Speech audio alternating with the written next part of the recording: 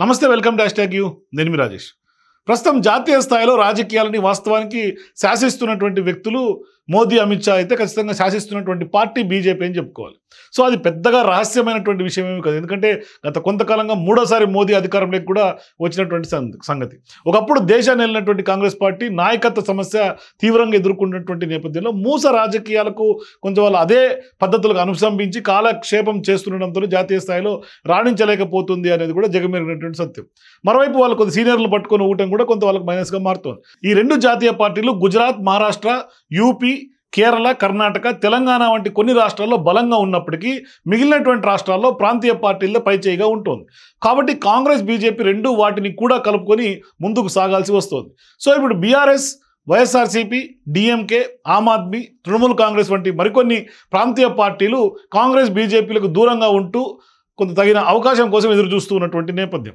So ఇప్పుడు కేసీఆర్ తన నాయకత్వంలో థర్డ్ ఫ్రంట్ ఏర్పాటు చేసి కాంగ్రెస్, బీజేపీని ఎదుర్కొని జాతీయ రాజకీయాల్లో చక్రం తిప్పాలని ప్రయత్నాలు చేశారు. కానీ తన కూతురు కల్వకుంట్ల కవిత ఎప్పుడైతే ఢిల్లీ లిక్కర్ స్కామ్ కేసులో చిక్కుకొని జైలు పాలవడంతో ఆయన కొంత వెనక్కి తగ్గక తప్పలేదు. మరోవైపు స్థానికంగా తెలంగాణలో కూడా పార్టీ ఓటమి చెందడం కొంత ఇబ్బందికరమైనటువంటి పరిస్థితి ఎదుర్కొన్నారు.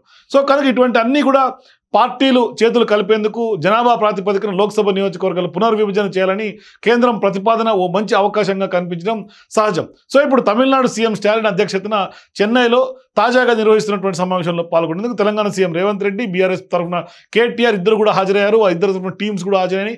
మరోవైపు సౌత్ వర్సెస్ నార్త్గా ఇప్పుడు ఈ పోరు సాగే అవకాశాలు ఉన్నాయి. సో ఇప్పుడు కర్ణాటక, కేరళ, పంజాబ్ ముఖ్యమంత్రులు కూడా ఈ సమావేశానికి హాజరవుతున్నారు. అయితే వారు నిజంగానే ఈ ప్రతిపాదన అడ్డుకునేందుకు కొంత పోరాడాలనుకుంటున్నారా, లేక ఈ పేరుతో కూటమిని కొంత ఏర్పరిచి మోదీ, అమిత్ షాలను బీజేపీ కొంత నిలువరించాలనుకుంటున్నారని కూడా కొంచెం తెలియాలి. కానీ మోదీ, అమిత్ షా అట్లాగే బీజేపీల నుంచి తమను తాము కాపాడుకునేందుకు అందరూ కలిసి ఒక పేరుతో రక్షణ కవచంలాగా ఏర్పాటు చేసుకోబోతున్నారనే ప్రశ్నలకు కూడా రాబోయే రోజుల్లో ఖచ్చితంగా సమాధానం లభిస్తుంది. అయితే ఆర్టికల్ 370 రద్దు, బాబ్రీ రామజన్మభూమికి సంబంధించినటువంటి వివాదం, ట్రిపుల్ తలాక్ వంటి అత్యంత సంక్లిష్టమైనటువంటి అంశాల్లోనే వెనక్కి తగ్గినటువంటి కేంద్రం ఈ సమావేశంలో పాల్గొని నేతల ఒత్తిడి కారణంగా తన ప్రతిపాదన వెనక్కి తీసుకుంటుంది అనుకుంటే అది అంతకంటే అవివేకం మరొకటి ఉండదని కూడా స్పష్టంగా చెప్పుకోవచ్చు. ఎందుకంటే బీజేపీ ఒకటి అనుకుంటే అది ఖచ్చితంగా చేసి తీరుతుంది కూడా.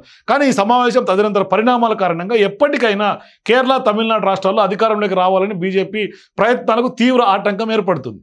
ఇప్పటికే తమిళనాడులో బీజేపీ ప్రవేశాన్ని అడ్డుకునేందుకు డిఎంకే పార్టీ కొంత త్రిభాషా విధానాన్ని అస్త్రంగా ప్రయోగిస్తోంది. బీజేపీని కొంత ఎంట్రీని అడ్డుకుంటోందని కూడా చెప్పుకోవచ్చు.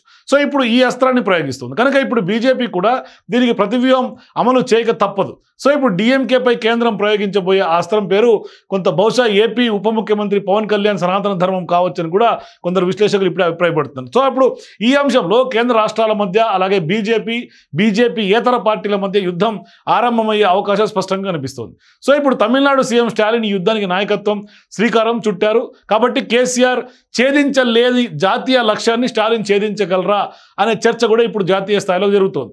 లేదా తమిళనాడులో బీజేపీ అడుగు పెట్టనీయకుండా అడ్డుకుంటే చాలని ఆయన స్టాలిన్ సరిపెట్టుకుంటారు. ఎందుకంటే గతంలో బీజేపీ ఫ్యూడల్ విధానాలు ఢీకొనేందుకు కేసీఆర్ గతంలో పెద్ద ఎత్తున ఆయన జాతీయ స్థాయి రాజకీయాలకు వెళ్ళాలని, మరోవైపు జాతీయ నేత అనే పేరుతోటి పెద్ద ఎత్తున ఆయన ఏకంగా సెంటిమెంట్తో ముడిపడినటువంటి టీఆర్ఎస్ పార్టీని కాస్త బీఆర్ఎస్ పార్టీగా, భారత రాష్ట్ర సమితిగా మార్చి తెలంగాణనే కాకుండా జాతీయ స్థాయిలో ఒక జాతీయ పార్టీగా ఆవిర్భవించినటువంటి పరిస్థితి. కానీ వాస్తవానికి ఎప్పుడైతే తెలంగాణలో ఆయన గ్రౌండ్ కోల్పోయాడో, తెలంగాణలో అసెంబ్లీ ఎన్నికల్లో ఓటమి చెందడం, మరోవైపు పార్లమెంట్లో కూడా పూర్తి స్థాయిలో సీటు రాకుండా కేవలం 0 స్థానాలకు పరిమితం అవటం, కేవలం బీజేపీ అట్లాగే కాంగ్రెస్ పార్టీ రెండు మాత్రమే వాళ్ళ 8 స్థానాలు తెలంగాణలో గెలుచుకోవటం, ఇట్లాంటి అన్ని వరుస ఎదురు దెబ్బలతోటి కేసీఆర్ ఆఖరికి తెలంగాణలో కూడా గ్రౌండ్ మిస్ అయినటువంటి నేపథ్యం. అంటే జాతీయ స్థాయి ఎజెండాగా వెళ్ళి మోదీని ఢీ కొట్టాలని, పెద్ద ఎత్తున కూటమి కలుపుకోవాలని గతంలో అనేక రాష్ట్రాలకు వెళ్ళి సీఎంలను కలిసి, మరోవైపు మహారాష్ట్రలో స్థానిక సంస్థల ఎన్నికల్లో పోటీ చేసి, అట్లాగే ఒడిస్సా ఇట్లా చాలా రాష్ట్రాల్లో